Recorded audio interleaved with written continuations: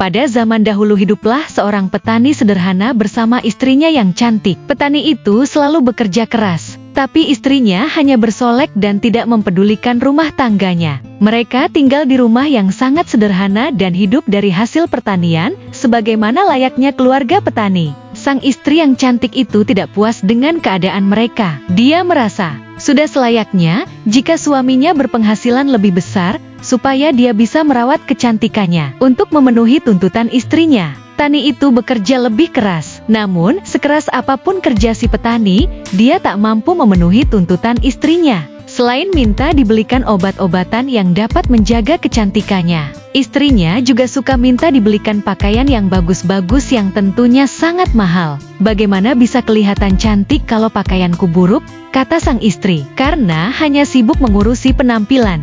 Istri yang cantik itu tidak memperhatikan kesehatannya. Dia jatuh sakit, sakitnya makin parah, hingga akhirnya meninggal dunia. Suaminya begitu sedih. Sepanjang hari dia menangisi istrinya yang kini terbujur tanpa daya, karena tak ingin kehilangan. Petani itu tak mau mengubur tubuh istrinya yang amat dicintainya itu. Dia ingin menghidupkan kembali istrinya. Esok harinya suami yang malang itu menjual semua miliknya dan membeli sebuah sampan.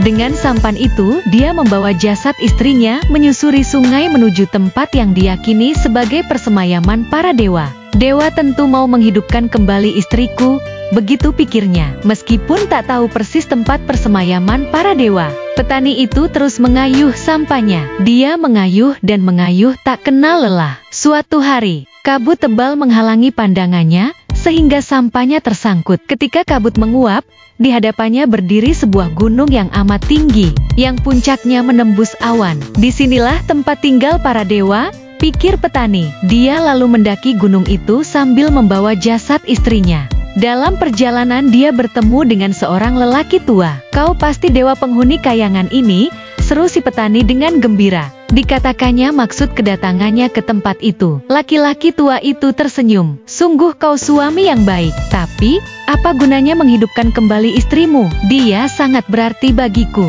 Dialah yang membuat aku bersemangat, maka hidupkanlah dia kembali," kata si petani. Laki-laki tua itu menganggukkan kepalanya. "Baiklah kalau begitu, akan kuturuti permintaanmu.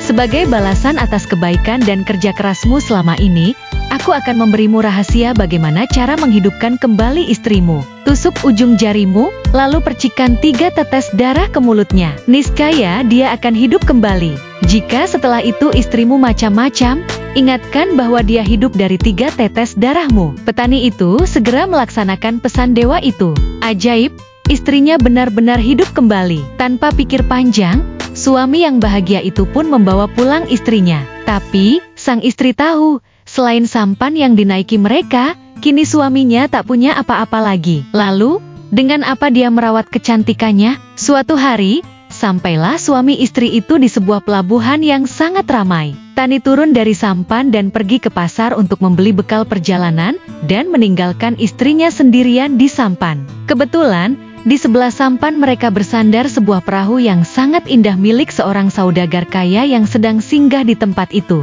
Melihat kecantikan istri si petani, pemilik perahu itu jatuh cinta dan membujuk perempuan cantik itu untuk ikut bersamanya. "Kalau kau mau ikut denganku, akan aku belikan apa saja yang kau minta," kata sang saudagar. Sang istri petani tergoda. Dia lalu pergi dengan saudagar itu. Pulang dari pasar, petani terkejut karena istrinya tak ada lagi di sampannya. Dia mencari ke sana kemari, tetapi sia-sia. Setahun kemudian, bertemulah dia dengan istrinya, tetapi istrinya menolak kembali kepadanya. Tani lalu teringat kepada dewa yang memberinya rahasia menghidupkan kembali istrinya. "Sungguh kau tak tahu berterima kasih. Asal tahu saja, kau hidup kembali karena minum 3 tetes darahku." Istrinya tertawa mengejek. "Jadi, aku harus mengembalikan 3 tetes darahmu?" "Baiklah." Sang istri pun menusuk salah satu jarinya dengan maksud memberi 3 tetes darahnya kepada suaminya.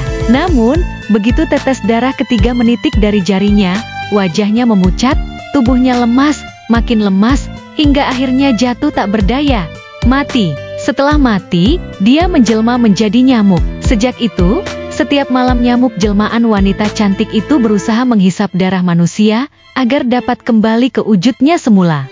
Demikian dongeng asal-usul nyamuk. Dari dongeng ini kita mendapatkan pelajaran untuk selalu bersyukur dengan apa yang kita miliki serta harus tahu balas budi. Janganlah sekali-kali kita menyakiti hati dengan mengkhianati orang yang menyayangi kita. Terima kasih sudah menonton. Jangan lupa untuk mendukung channel Dreamy Tales dengan like, komen, share, dan subscribe serta aktifkan lonceng notifikasi agar tidak ketinggalan dongeng-dongeng menarik lainnya. Selamat malam dan semoga mimpi indah.